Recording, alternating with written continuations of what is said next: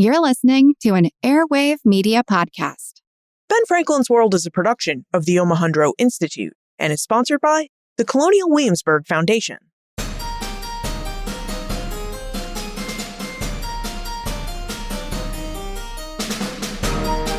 Hello, and welcome to episode 324 of Ben Franklin's World, the podcast dedicated to helping you learn more about how the people and events of our early American past have shaped the present-day world we live in. And I'm your host, Liz Covart. In 1609, the Dutch East India Company employed an English adventurer by the name of Henry Hudson, and they employed Hudson to find them a sea route to East Asia by going around the northern reaches of Scandinavia. Now, Hudson did his best. He sailed up to Scandinavia and found that the sea was just too frozen for him to make any progress. But rather than go back to the Netherlands empty-handed, Hudson sailed his 85-foot-long vessel, the de Havilland, across the Atlantic Ocean. And during his explorations for a passage to the Pacific Ocean through North America, Hudson entered what is now New York Harbor and sailed north along the river that has come to bear his name. Hudson kept a journal of his voyage up and down what is now the Hudson River. He noted that many indigenous peoples lived along the river, that the river was tidal. He even noted that the river seemed to have an infinite number of fish. And when Hudson arrived around the area that is now present-day Albany, New York, he commented about how the area seemed to just teem with peltry and furs. So after Henry Hudson returned to the Netherlands and circulated his journal, Dutch traders started making a point of venturing across the Atlantic Ocean to the area that the Dutch were now calling New Netherland. In 1614, they founded a trading post near Albany, New York. And in 1624, the Dutch West India Company established a settlement at New Amsterdam, what is now present-day Manhattan and New York City. So how did the colony of New Netherland take shape? In what ways did the Dutch West India Company and private individuals use enslaved labor to develop this colony? Andrea Mosterman, an associate professor of history at the University of New Orleans, is a scholar of the Dutch Atlantic world and of slavery. She joins us today to lead us on an exploration of what life was like in New Netherland and early New York, especially for the enslaved who did so much to build this Dutch and later English colony. Using details from her book, Spaces of Enslavement, Andrea reveals information about the establishment of New Netherland, its geographic scope, and its place within the larger Dutch Atlantic world, Dutch involvement in the African slave trade, and the origins of slavery in colonial New Netherland and New York, and myth versus reality when it comes to the history and lived experiences of enslaved New Yorkers during the Dutch and the English colonial periods.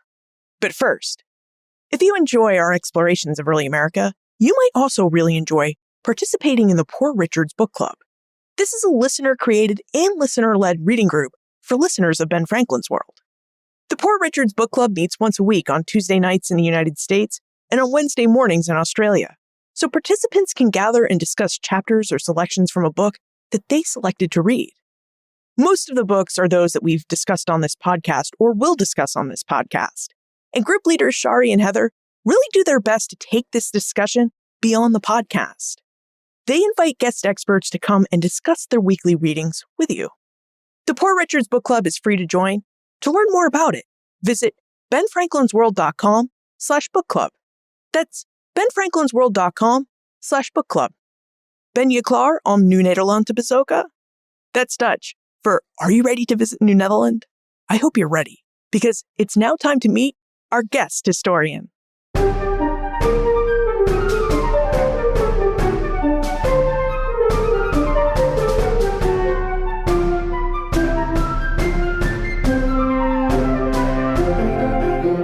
Our guest is an associate professor in Atlantic history at the University of New Orleans. She's an award-winning educator and a historian of the Dutch Atlantic world and early New York who specializes in the history of slavery. She's curated the digital exhibit Slavery in New Netherland for the New Netherland Institute, and she's written an award-winning book, Spaces of Enslavement, A History of Slavery and Resistance in Dutch New York, which won the 2020 Hendricks Award for the best book-length manuscript related to New Netherland and the Dutch colonial experience. Welcome to Ben Franklin's World, Andrea Mosterman. Thanks so much, Liz. It's really wonderful being here. Very excited. And we're excited to have you, Andrea, to talk about the history of New Netherland and the history of early New York. You know, and in that vein, I wonder if we could start with having you tell us a bit about why the Dutch established the colony of New Netherland. Yeah, of course. There's a lot going on in the 17th century Atlantic world, and the Dutch are a very prominent part of that. When we look at New Netherland and really their involvement in that area, we see this really begin in 1609 with the exploration of Henry Hudson, who at that time is working for the Dutch East India Company and is trying to find a passageway to the east via North America. Now, he travels up the river that now holds his name, returns to the Netherlands, and with the information that he's returning to the Netherlands, there's a lot of interest in establishing commerce in that area, especially the fur trade. So we see that initially the Dutch are really establishing predominantly trade ports along what is now the Hudson River and trade with the indigenous people in that region. It's not until the Dutch West India Company takes over in the 1620s that we see a more concerted effort to actually colonize the region. And it becomes then not just an important trading colony, but also strategically, with it really being in between New England and Virginia. It's a very important colony in that sense, also for geopolitics, if you will. So just like the Dutch colonies in the Caribbean, South America, and even along the African coast, New Netherland was really established as a trade colony, a place of trade. Yes, absolutely. It's a place of trade. It also becomes an important place of cultivating various grains. It's a very fertile grounds. And they talk about this in the Netherlands too, and trying to promote the area. But especially during those early years, the fur trade is really what catches the attention of the Dutch and makes it a very valuable colony and very different also from the colonies more toward the south, because of course there you don't have the access to the same types of furs like the beaver pelts that become so important and popular as you would have in North America and the New York region. Could you tell us a bit more about the geography and geographic scope of New Netherland? You mentioned its placement, is really important because it's between New England and Virginia, and this is important for the world of geopolitics. But I'm also curious about the size of the colony, because I think when most of us hear New Netherland, our minds really just tend to picture early New York. But if we look at New Netherland on a map, it was really more and much larger than just early New York. It definitely was. What's interesting is that the Dutch, as do many Europeans at the time, they claim a vast area that really is what today would be New York, New Jersey. It really extends all the way to the Delaware, in fact, at some point. So it's a vast geographic area. Now, what's important to keep in mind, though, is that technically the Dutch don't actually control all that territory. And most of the settlements are really along the Hudson River. There's a settlement by the Delaware. There's a few other places, but it's not nearly as large as the area they claim to actually control. So what was the area that the Dutch actually controlled in their claimed vast colony of New Netherland? So the main settlements are, of course, New Amsterdam, which founded in 1625 in the southernmost point of Manhattan. Western Long Island is an important Dutch region that the Dutch are increasingly colonizing. And then along the Hudson River, the area that is now Kingston, Wildwijk, became an important settlement. And of course, what today is Albany, New York, Fort Orange, and Beverwijk in the Dutch colonial period. Those were some of the main settlements. And then in Delaware, it would be Fort Casimir. It's another location where the Dutch, after they took this over from Sweden, really tried to settle in the 1650s and the 1660s. You mentioned earlier that the governance of New Netherland really fell to the Dutch West India Company by the 1620s. Could you tell us about the Dutch West India Company and about the company's role in developing and governing this vast colony of New Netherland? So the Dutch West India Company was founded in 1621. It is appointed by the Staten-Generaal, the States General, to govern this colony. So it is in control over a lot of the legislative and political management of the area. Interestingly, New Netherland actually is combined with the islands in the Caribbean, the Dutch islands in the Caribbean. So the Director General of New Netherland, so for example, in the 1650s and 1660s, we see Peter Stuyvesant very famously as the Director General or Governor of New Netherland. He is also in charge of Aruba, Bonaire, and Curaçao. So they are one unit. And the Dutch West India Company then is the one who appoints such a director general. They take care of a lot of the day-to-day business, and they have the council in the colony that is in charge of really managing the day-to-day happenings, if you will. A lot of colonies in North America were founded by for-profit companies, where stockholders in England and France or the Netherlands would purchase stock in a colonization company with the hope that they would actually turn a profit from the business of colonization. Was this the case with the Dutch West India Company as well? Was the Dutch West India Company a for-profit company? Or was it really just a government entity that was used to govern the affairs of Dutch claimed territories in the Atlantic world? That is such a great question. There's a lot going on when it comes to the Dutch West India Company. It's really founded in part to gain Dutch control, to fight the war against the Spanish and Portuguese, to really, as a part of that, also expand the Dutch Empire. So one of the things that actually is part of the Dutch West India Company that's oftentimes forgotten is that they are supposed to also settle these areas, colonize territories. It's oftentimes portrayed as a predominantly commercial company, but that is not really the case. It's very much also created out of wartime efforts as a way to expand the Dutch Empire in the Atlantic world, kind of as a counterpoint to the Dutch East India Company in some ways. And this is where we see then that the colonization in New Netherland, and at some point it takes over Dutch Brazil, like it takes over Brazil from the Portuguese and names it Dutch Brazil or New Holland, Luanda in the 1640s, Elmina in, I believe it was 1639. So it really also is focused on expanding. And that has to do with very much the competition and the continued war against the Spanish. That's a really interesting and very important point that we really need to consider when we think about Dutch colonial history, is that the backdrop of Dutch colonization and Dutch imperial expansion is really the Dutch Republic's war for independence from Spain during the 80 Years' War. Yes, it is. And there's some really interesting literature on that talks about this and how the Dutch envisioned themselves as, for example, in America, as freeing indigenous populations from the yoke of the Spanish, as they had just freed themselves from Spanish control.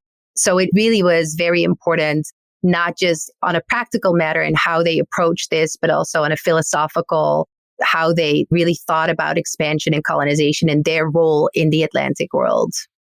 Now, slavery played a pretty big role in Dutch colonization efforts, especially in the Atlantic world and in New Netherland. And Lydia and Marcus would like to know more about Dutch involvement in the Atlantic slave trade.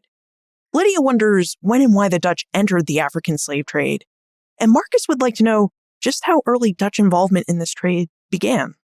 So this is a gradual process, and it initially is predominantly through privateering, that the Dutch capturing ships that hold enslaved people on them, these predominantly would be Portuguese ships. And so much of it initially is just part of some of the other things that they're doing within the Atlantic, and perhaps even accidental in some cases. It's really when they capture Brazil that slavery becomes a more important and prominent role of the Dutch in the Atlantic world. And that expands after their capture of Elmina and especially Luanda, which at that time was known to actually export thousands of people from West Central Africa to the Americas and Brazil in particular. It's interesting, though, because this happens in 1641 that they capture Luanda. But 20 years before that, there had already been an opportunity, correspondence from the King of Congo, who actually tried to create an alliance with the Dutch to fight the Portuguese. And as part of that, he promised Luanda to them, in which he actually, in correspondence to the Staten-Generaal, claimed that at that time, there were already about 20,000 people who were exported from that area. And the Dutch probably would have acted upon that if that correspondence hadn't arrived too late for them to actually do so. So I think that in some ways, they probably would have been more actively involved earlier if they had a chance to do so. But really, by the 1630s and 1640s, we see the Dutch are very actively involved in the transatlantic slave trade. And this continues throughout the 17th century. A lot of European empires, I'm thinking about Spain, France, England, or Great Britain, depending on the period that you're talking about, seem to have participated in the slave trade by primarily trading for enslaved people that they could then bring back to their respective colonies, so they could help build those colonies. But the Dutch were known for another type of Atlantic development in that they were establishing free ports. Think of St. Eustatius, which we talked about in episode 161 in the Caribbean, or even New Netherland, which we're talking about here in North America. The Dutch established free ports throughout the Atlantic world because they were interested in profiting from the colonial experiment, not just from Dutch colonists, but from all colonists.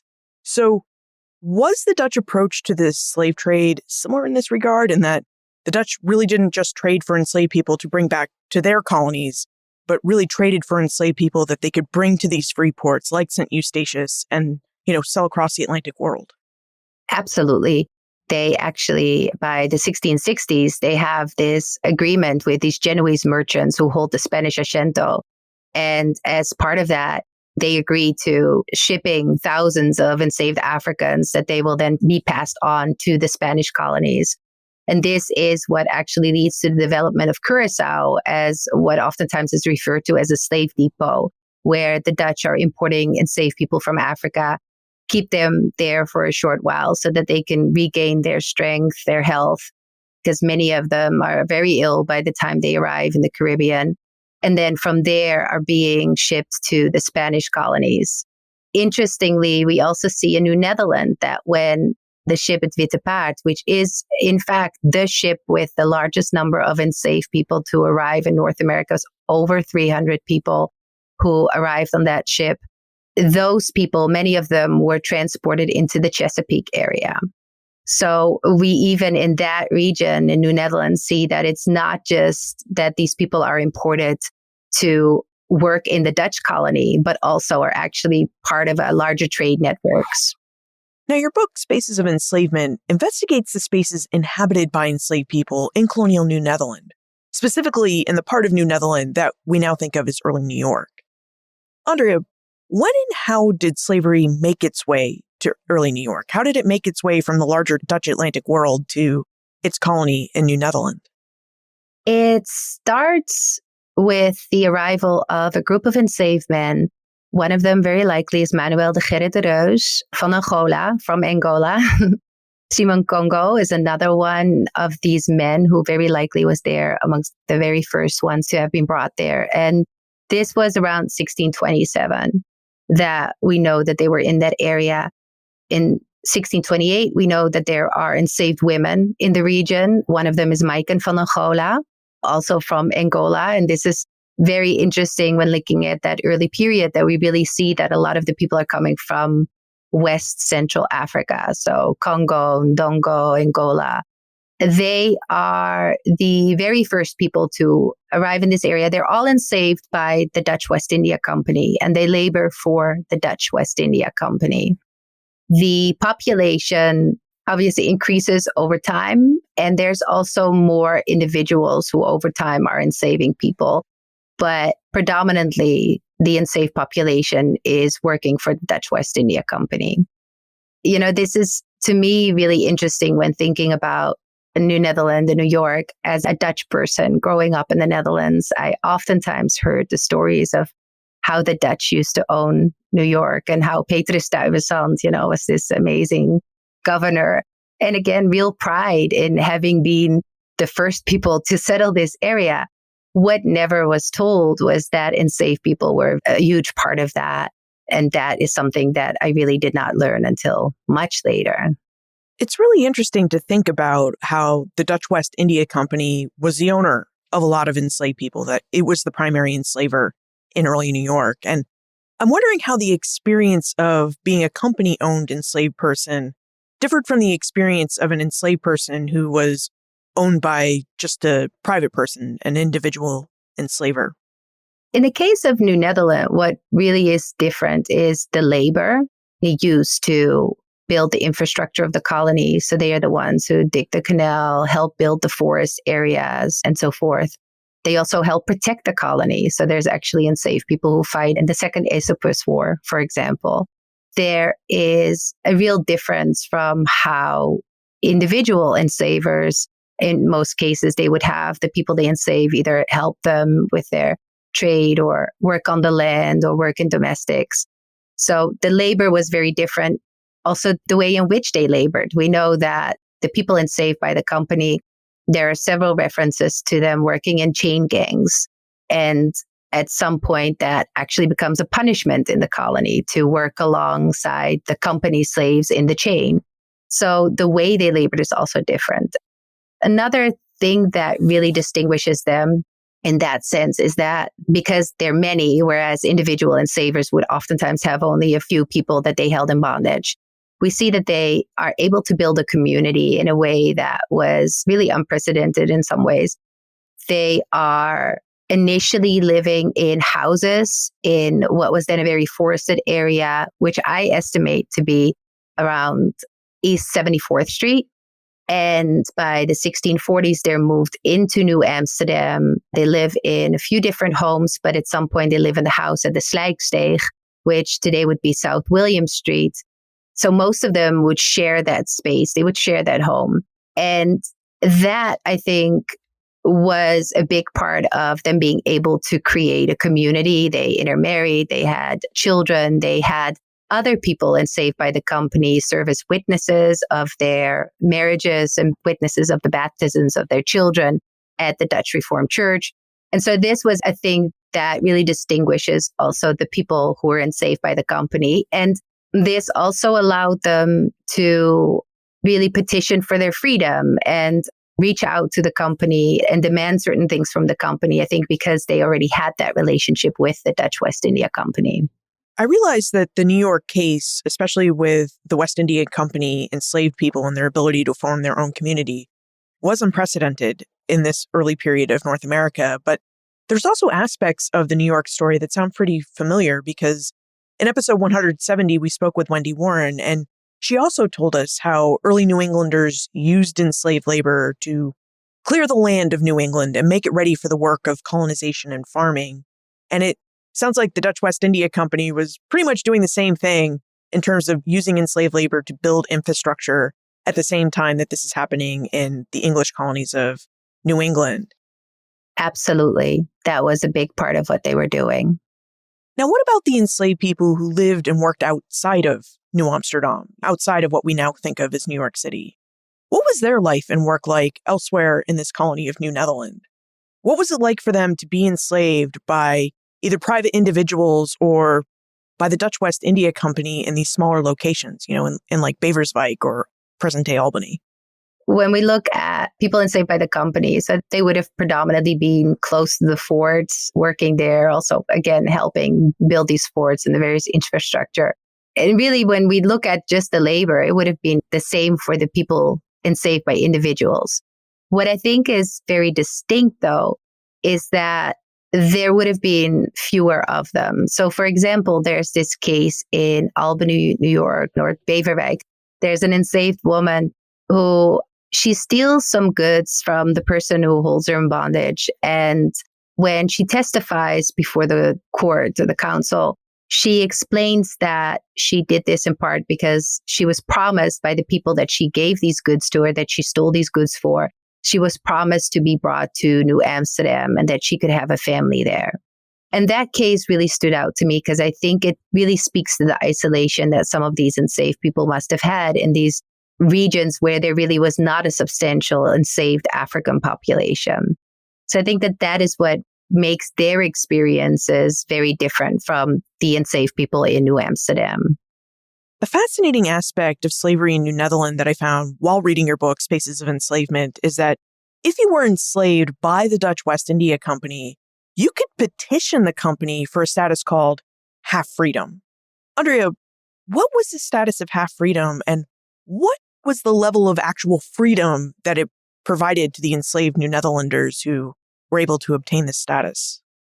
So half freedom has been used by scholars over the years to refer to these various people who were able to obtain a conditional freedom. And the first case that we see this happening is in 1644, when 11 enslaved men, and among them are Manuel de Gerrit de Reus and Simon Congo, so really the first people to have been brought to the colony, they petition to the council for their freedom. And the council grants them that freedom, but under certain conditions.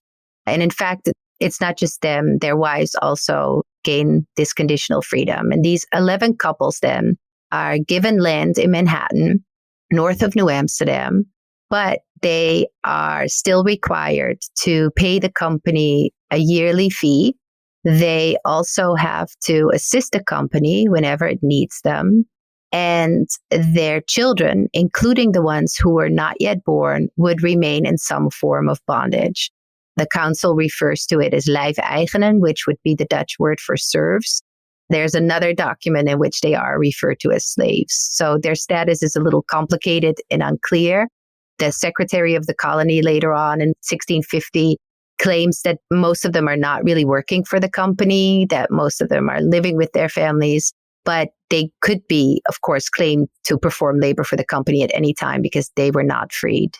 So that's the 1644 case, and that's really the most famous one. But there are a few other cases.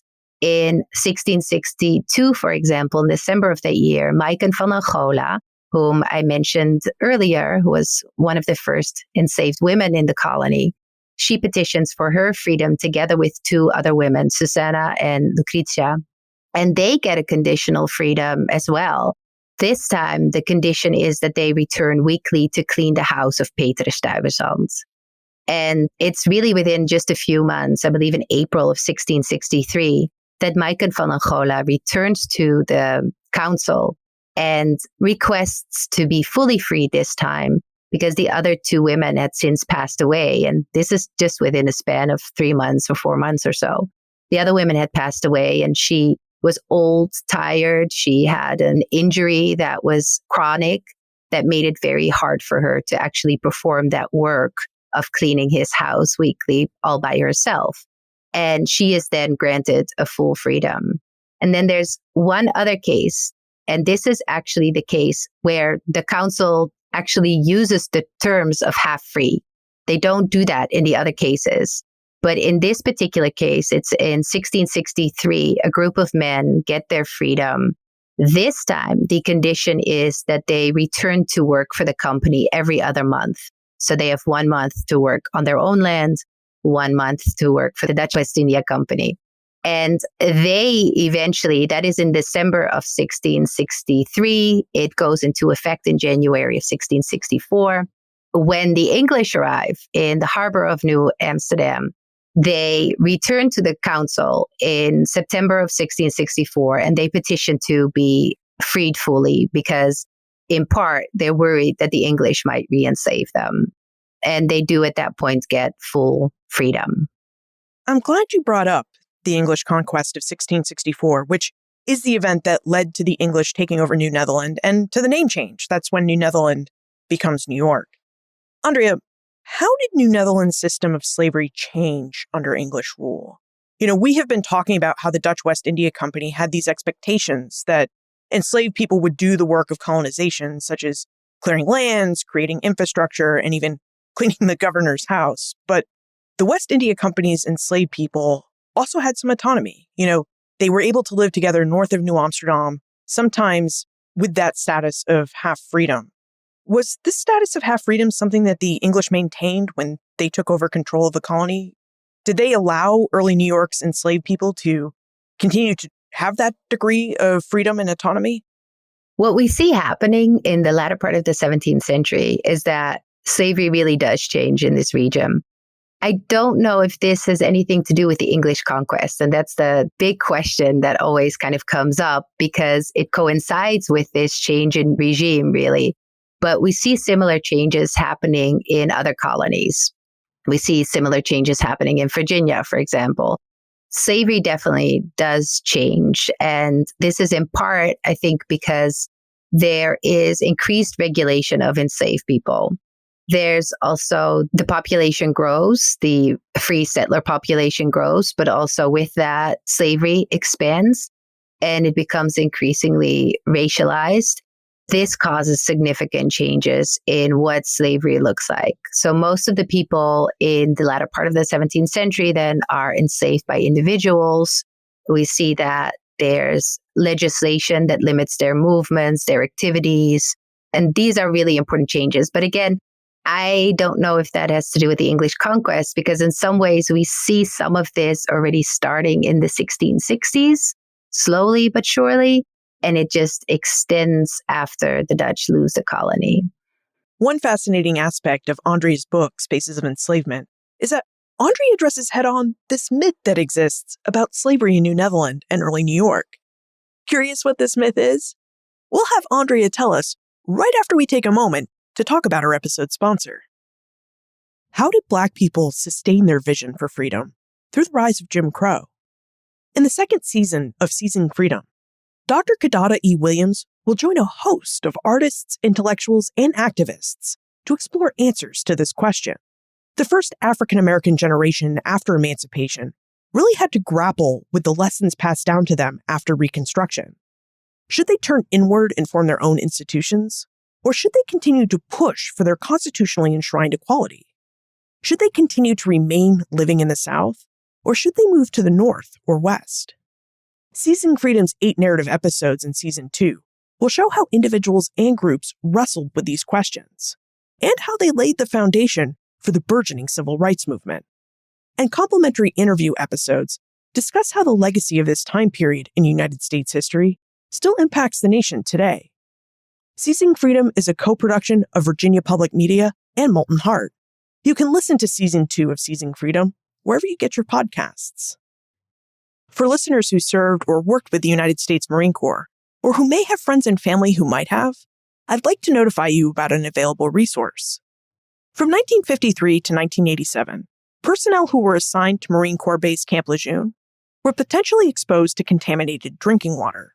Now, the Marine Corps has since partnered with health agencies to conduct scientific studies to assess impacts from these potential exposures.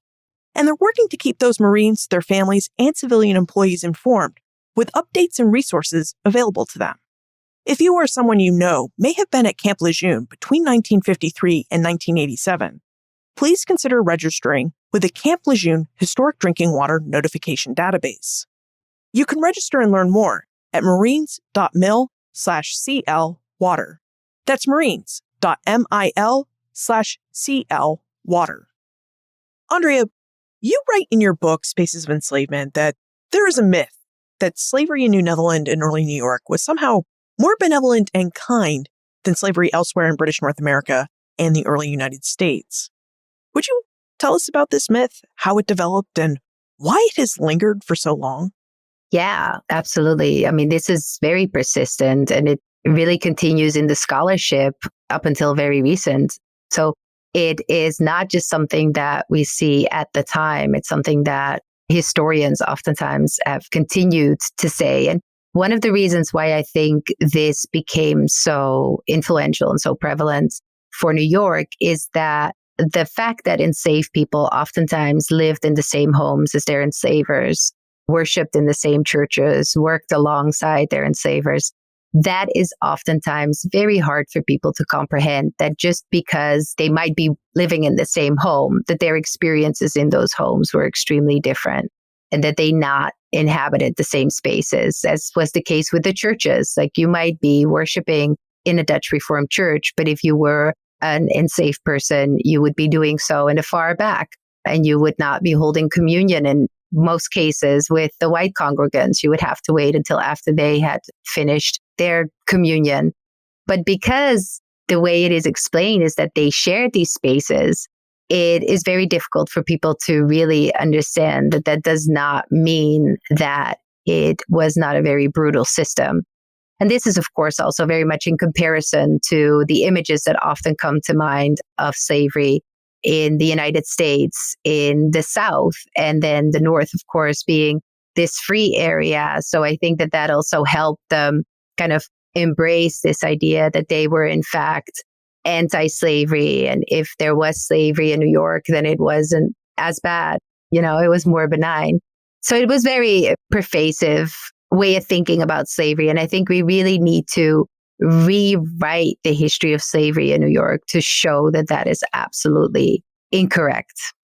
Did you find any evidence to suggest that this myth of benevolent slavery was perhaps developed by people in the 19th century who were trying to fondly remember the Dutch period? And I ask this because As you know, I've also done a lot of research about early New York. And in one of the sources I found, there was a source from the late 18th century where someone, it was probably Elkanah Watson, he said, here in New England, we would threaten our enslaved people with sale to New York enslavers because we believe that New York enslavers wouldn't hesitate to separate families and they wouldn't hesitate to sell misbehaving enslaved people down into the plantation slavery of the Caribbean. So in this recounting, right, it's New England rather than New York that has a practice of benevolent slavery. So I'm just curious what you found in the archive. So yes, and yes. Interestingly, during the era of slavery in New York, we see similar references to people actually threatening to send their enslaved person to the English colonies because they portray the English as being more cruel enslavers. But in the conclusion of my book, I refer to James Fenimore Cooper's Satan's Toe, in which he describes slavery in New York and really portrays it in that way of they lived in the same homes and they were as part of a common family. And I do think that this is something that became more prevalent in the 19th century. And this all relates to, I think, the increasing paternalistic approach to slavery and enslavement. And of course, also the fact that New York at that point was really trying to align themselves more with abolitionism. And so how do you explain that you really, for 2 centuries, had enslaved people within your own homes, the homes that many of these people were still living in? How do you explain that? And then also are able to portray yourself as an abolitionist or a free state that really is fighting slavery and that portrays slavery as this evil system when it's in the South? Well, then you also have to be able to make the argument that in the North, maybe it wasn't that bad. What's really interesting as we compare our research notes here is how the people in each colony were saying, no, we're kind enslavers. It's the enslavers in these other colonies and other states that you really have to worry about. And it just seems really interesting to me that this early on in the 17th and 18th centuries, we see colonists having these kinds of ideas and debates about which colony had the most brutal enslavers and which colony had the most benevolent enslavers, which, as you said, didn't really lessen the harshness of slavery for the enslaved. This is very prevalent, actually. We see this everywhere, even in Louisiana. I live in Louisiana, New Orleans. And when you visit the plantation museums here, at least a few decades ago, they would always talk about, well, this enslaver was good to the people they held in bondage in comparison to maybe their neighbors. Or the French were better than the Spanish. Here, they always like to refer to the Code Noir and that made for a more benign system of slavery. So I think that this was very common more generally. Now, I'd like for us to dig further into this idea of benevolent slavery by turning back to your work in early New York and your book, Spaces of Enslavement. You mentioned earlier that one of the ways that you work to refute this myth of New Yorkers as benevolent enslavers is to explore the physical, geographic, and emotional spaces that enslaved New Yorkers occupied. Could you tell us a bit more about this idea that enslaved people were truly part of New York families, that they were members of New York families? What was the reality of this situation? Were enslaved New Yorkers truly part of white New York families? One of the things that I looked at is, for example, the homes in which they lived. So one part, as James Fenimore Cooper also says, is they lived within our homes, and that somehow made them part of the same family. But when you go to these homes and you really explore the spaces in which the enslaved people lived and worked and compare that to their enslavers, it's absolutely very different. I can give you the example of Schuyler Mansion, for instance, that when you visit Schuyler Mansion, which now is in Albany, New York, and then it was just outside of Albany, when you enter the mansion, I mean, it's gorgeous. It has a large hallway, high ceilings, high windows, lots of natural light coming in. It's a beautiful space, a big stairwell going up to the second floor. And then if you look at where the enslaved people lived, most of them really would not have entered those spaces. They would have been in the back of the home. Very likely, the majority of them would have been sleeping in the cellar of Schuyler Mansion. Some of them may have been in the attic, but several records refer to them being in the cellar. They would have been going down narrow stairwells to go into that cellar. They would have been working in walled courtyards that really contained their movements, that contained their labor, that in some ways also hid that labor from any guests. And then there was the office of Philip Schuyler, who, of course, was the owner of this home. So this home was built in the 1760s by the Schuyler family. Philip Schuyler, having been a general in the American Revolution, a state legislator, and so forth, very prominent New Yorker. It's a Georgian-style home, so beautiful space. The courtyard would have been walled. That's where the enslaved people would have been working.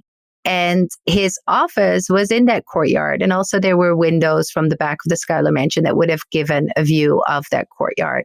And so that shows how there were these ways of actually monitoring the activities and behavior of these enslaved people. So their experiences physically, but also, how they would have experienced that space with the constant surveillance would have been very different. Another example of a home that's very different, but also a kind of a common construction in New York, is the Lott House, which is today in Brooklyn, New York. And that home, initially, it was built by the Lott family, Dutch descendants, built in the 1730s. Initially, it was a saltbox-style home, which is a one-room building with a second floor that is an attic. And that would have been the sleeping quarters of the Lott family. They added a lean-to that soon after, and that lean-to held a kitchen and a very small garret space that really was so small that for the longest time, people did not realize in recent times that anybody could have lived there until somebody discovered that there was a little stairwell going up there. That was the area where the enslaved people lived. And that space, that garret space, had no natural light. You could not stand up in those spaces, very small. At some point, the Lott family enslaved about 11 people, and they may have all been living in those spaces. So it physically, very different experiences from the people that enslaved them, even though they lived in the same house. But then, of course, there's also more the symbolism of a home. Like we all think of our homes in some ways as spaces of domesticity, of family, of safety. For enslaved people, that would not have been the case. Those were spaces of enslavement. These were the places where they were forced to labor. These were the places where oftentimes they were separated from their families, where they were abused, neglected. So it also was a very different way of experiencing those spaces on an emotional level. We're really talking about homes that never felt like home to the enslaved. We're talking about attic spaces, garret spaces, cellar spaces, kitchen spaces, and these dark, dank, cramped spaces are where the enslaved lived in New York. They saw bedrooms, perhaps even really nice bedrooms, as in the case of Schuyler Mansion, but they never actually got to sleep in one. Yes, that's true. And Sojourner Truth actually describes one of those cellars that she lived in. So she grew up in a Dutch community in what today is Ulster, New York. And she, as a young girl, lived with one of her siblings, her brother, and her father and mother in one of those basements of the Hardenberg family, Charles Hardenberg.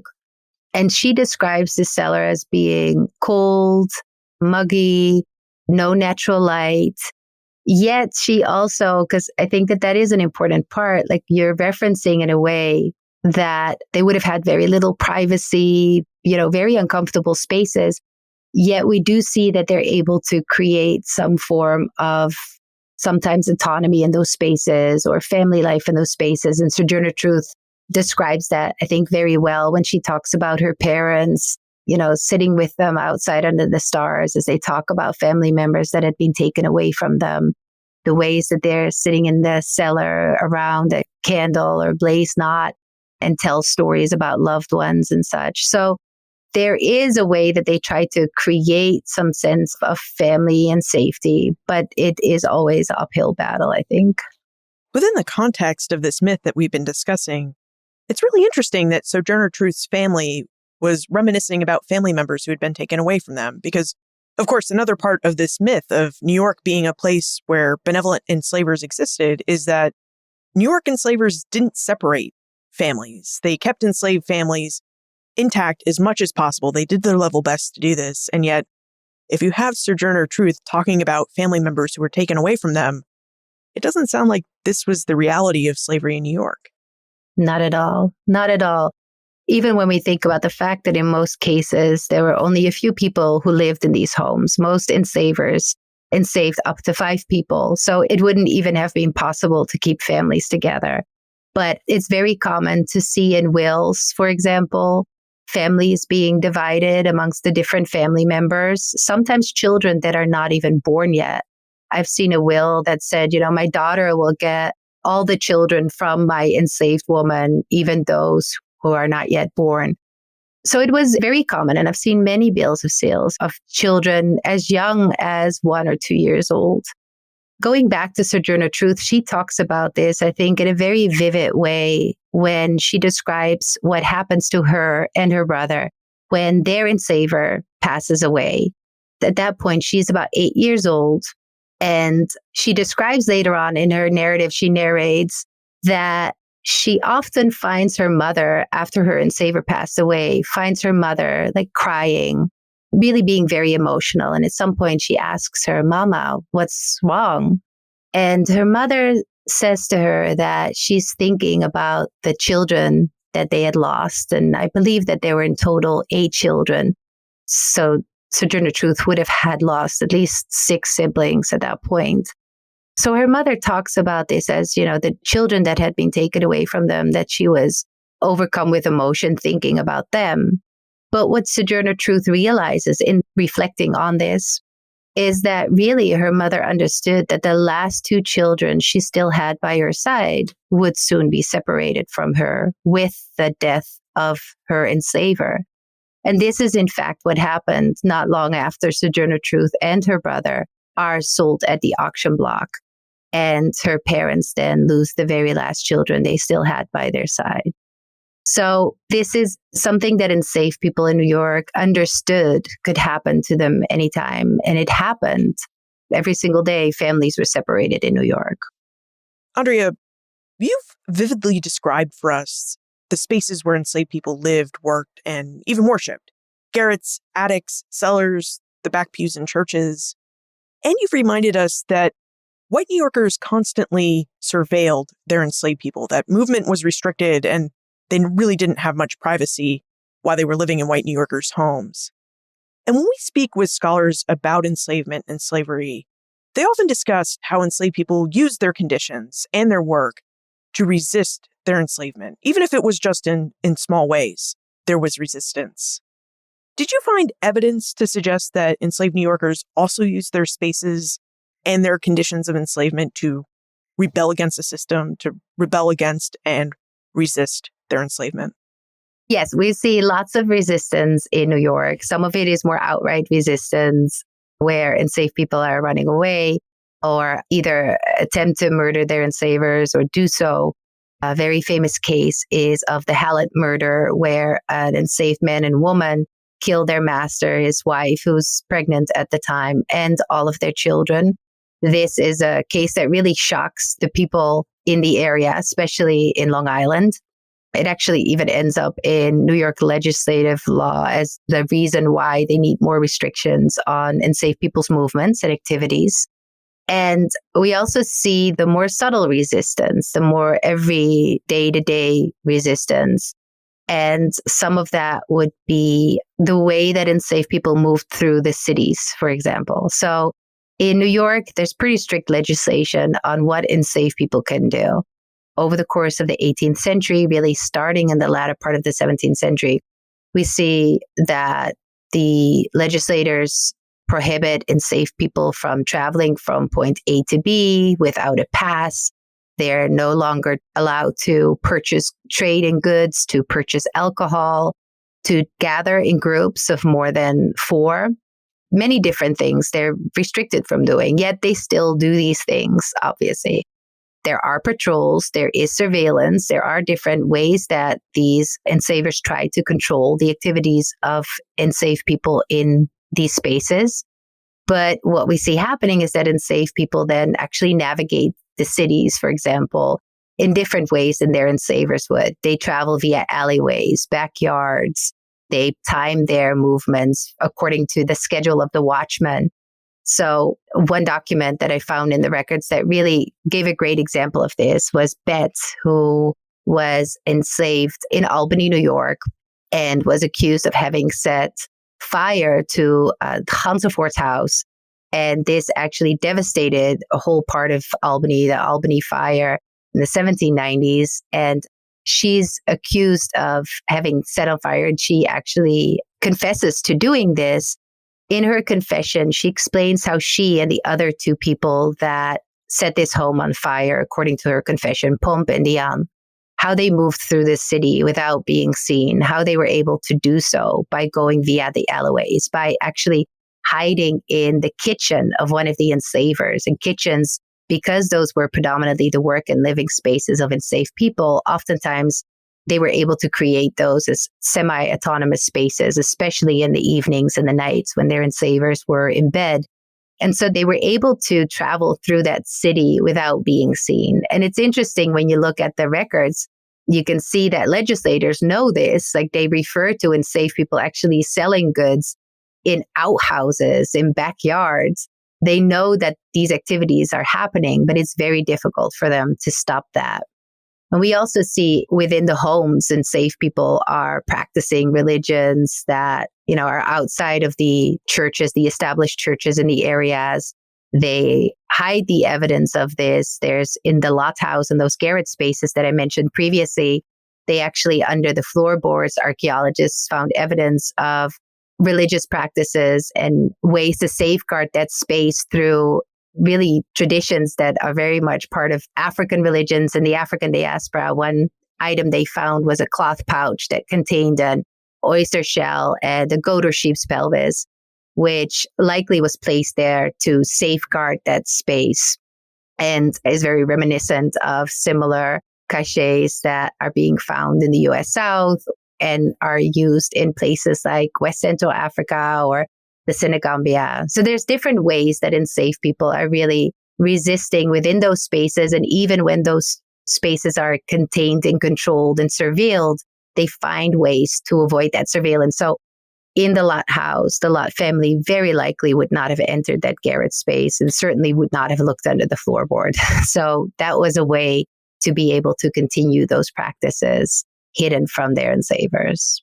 Your description of resistance reminded me of a question I had while I was reading your book, Spaces of Enslavement. You have a section in your book where you analyze ads for runaway enslaved people, those who self-emancipated. And when I read this section, I wondered where fugitives from slavery ran to, because in the 17th and 18th centuries, there weren't any free states yet. There weren't free colonies, places without enslavement. And the places that we call cities in colonial America, well, they weren't really all that large. I mean, take Albany, for example. I happen to know around 1760, it had a population of about 3,500 people. So we're not talking about really large spaces where people could blend in and try to hide from enslavers. So where did these fugitives from slavery find safe haven? Where did they run away to that they thought they'd be safe? So it really depends. One thing we see frequently is that the people that are looking for them believe that they ran to family members.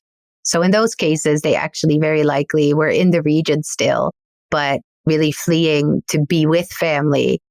We also see references to them, especially in the aftermath of the American Revolution, fleeing to the free areas, Massachusetts after 1784. Before that, places like New Hampshire are areas that enslaved people clearly know. And if you think of a place like Albany, New York, Massachusetts is really not that far away. So that became an area where we see some of them try to escape to. During the colonial period, there's some references of people trying to flee to New France or to the Haudenosaunee or the Iroquois nations. And then in many of these ads, there's also references to them potentially hiding on board ships. So that, of course, is also another option of trying to escape permanently from the region, is by hiding on ships and that way being able to get out of the area. But what I think is so important about this is that we see from these ads that enslaved people really understand the geopolitical circumstances and understand the region very, very well. And they know where they can go, how they can get there. There's actually several cases of them bringing guns with them. So they also, know how to access those, get those, and take them with them as part of their protection.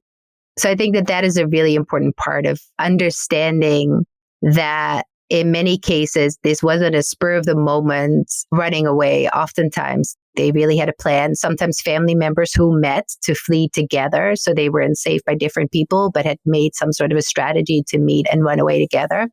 So they really understood the landscape and how they might be able to obtain their freedom. Andrea, is there one aspect of slavery or enslavement in early New York, or perhaps even in the broader Dutch Atlantic world, that you'd really like for us to understand and walk away with? One thing that I think is very important is obviously that we have a better understanding of slavery in New York as not being a benign system in some way, and that it becomes more included in the studies of slavery, as I would say for all of the northern regions. I mean, as I mentioned previously, New York had slavery for 200 years. That's a very long time period. Europeans enslaved Africans in New York almost a century longer than Europeans did in Georgia. Yet we still think of Georgia when we think of enslavement in the North, and less often we think of New York. And so I'd really like people to include New York and places like New York when they think about slavery and study slavery. I also think it's important, thinking about the Dutch Atlantic world. I would really like people to understand that the Dutch were very prominent when it came to the transatlantic slave trade, very active. Oftentimes, the Dutch are portrayed as being focused on commerce, as being very tolerant. And when you look at the records closely, that's really not the case. They're very territorial, and they use enslaved labor not just to develop their colonies, but also as a part of commerce. For example, as you noted earlier, using enslaved people to sell them to Spanish colonies and making money off the actual trade of human beings, of human trafficking. So I think that those are some of the things that are important, that deserve more attention. And now it's time for the Time Warp. This is a fun segment of the show where we ask you a hypothetical history question about what might have happened if something had occurred differently, or if someone had acted differently.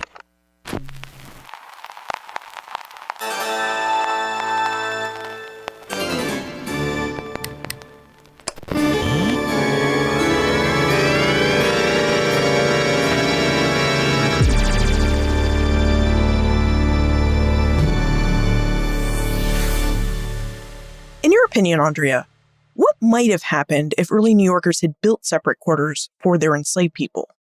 How might the experience of slavery in early New York have been different if enslaved people really had their own homes and dedicated spaces?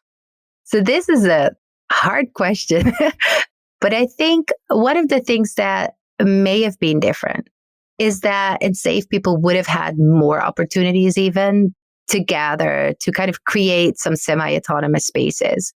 When you look at these homes that they lived in, not only were these very small spaces, but many of these homes also, it was very difficult to move through them without other people hearing you. It would be very difficult to communicate in them without other people hearing you.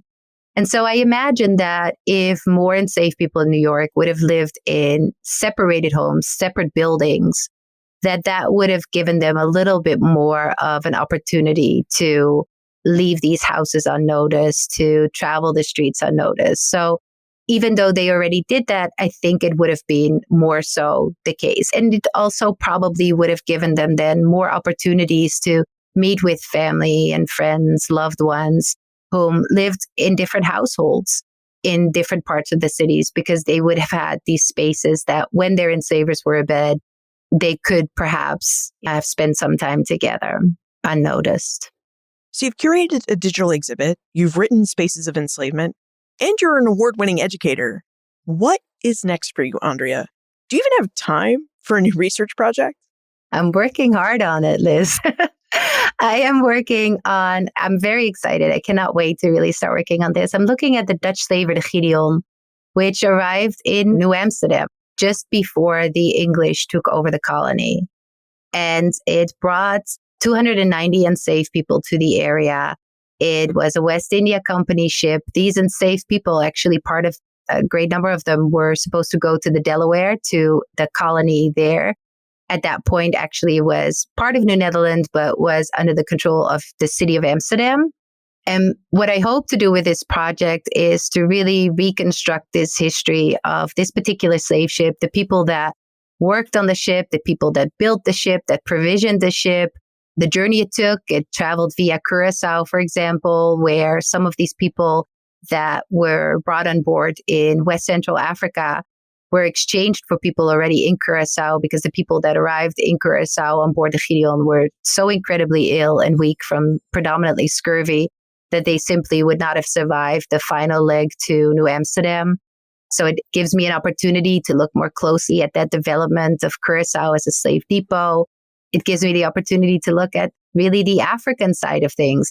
I worked with Africanists. I'm fascinated with pre-colonial African history. And so I'm very excited to be able to explore the developments there in places like the Kingdom of Congo and Elmina, the Dutch at that point controlled. So that's my next project. And of course, it's very exciting too, because it's right before the English take over. And Peter Stuyvesant actually blames the Gideon and the poor condition of the people on board the Gideon in part for the English success in taking over the colony, because he said that all the provisions had to go to these enslaved people instead of the soldiers, something that James Baldwin later on refers to. So there's so many layers to this story, and I cannot wait to really dig into it. So more to come. If we have more questions about slavery in early New York, how can we best get a hold of you? So people can email me at my university email address. It can be found on the University of New Orleans website. I also have my own webpage. I believe it's AndreaMosterman.com. If you Google me, it'll pop up. So that's another way of finding me. And there's a contact button there as well. So you could also use that to send me a message. So yes, please feel free to reach out. I always love hearing from people who are either reading my book or who have questions about slavery in New York. So don't hesitate. Andrea Mosterman, thank you for helping us explore New Netherland and early New York and its practice of slavery. Thank you for having me. It was really wonderful. I've been a fan for a long time, so it was great to finally be on your show. Even in our 21st century, stories about benign places of enslavement continue to exist. However, as Andrea pointed out to us, nothing about the institution of slavery was ever benign. And I think this is something we really had a chance to see during our conversation with Andrea. New Yorkers have long claimed that their colony and state was home to a benign practice of slavery. And they made this case because they argued New York enslavers brought enslaved people into their homes and supposedly incorporated these enslaved people into their families. But as Andrea related to us, this idea isn't the full truth. Yes, New York enslavers brought enslaved people into their homes, but these enslaved people were never part of white New York families. While white New Yorkers slept in beds and bedrooms, enslaved people lived in cramped attic spaces and dark, muggy cellars. White eyes followed enslaved people wherever they went, which is why enslaved New Yorkers had to become adept at working within and working around the very tight restrictions imposed on their movements and activities. Many enslaved New Yorkers also lacked community life. They felt isolated. Although they lived and worked around white people all day, unless enslaved New Yorkers lived and worked in New York City or perhaps 19th century Albany, other settlements were just too small and too scattered for enslaved people to form what we would think of as a vigorous community life. And then there was always the threat of family separation. Andrea told us about Sojourner Truth. Truth and her youngest brother were sold away from their parents after the death of their enslaver. And for Truth's parents, this marked the sale of all their children. So was New York a place where a benevolent form of slavery existed? Not at all. It was home to a different type of slavery than we would see practiced on the plantations of the South or in the Caribbean. And for many, it was a different form of slavery than what was practiced in early America's more urban communities. Like all places of enslavement, New York was home to a harsh, abusive, and sometimes violent practice. You'll find more information about Andrea, her book, Spaces of Enslavement, plus notes and links for everything we talked about today, all on the show notes page. benfranklinsworld.com/324. Also on the show notes page, you'll find a link to Andrea's digital exhibit, Slavery in New Netherland, and a link for one of the New Netherland Institute's video productions about the Black experience in Dutch New York. Please tell your friends and family about Ben Franklin's World. Your word-of-mouth support helps the show reach new listeners, and I always love meeting new listeners. This episode of Ben Franklin's World is supported by an American Rescue Plan grant to the Omohundro Institute from the National Endowment for the Humanities. Production assistance for this podcast comes from the Omohundro Institute's digital audio team: Joseph Edelman, Jessica Brabble, Martha Howard, and Holly White. Breakmaster Cylinder composed our custom theme music. This podcast is part of the Airwave Media Podcast Network. To discover and listen to their other podcasts, visit airwavemedia.com. Finally, are there any other aspects of the Dutch Atlantic world that you would like to investigate? Tell me, Liz at benfranklinsworld.com. Ben Franklin's World is a production of the Omohundro Institute and is sponsored by the Colonial Williamsburg Foundation.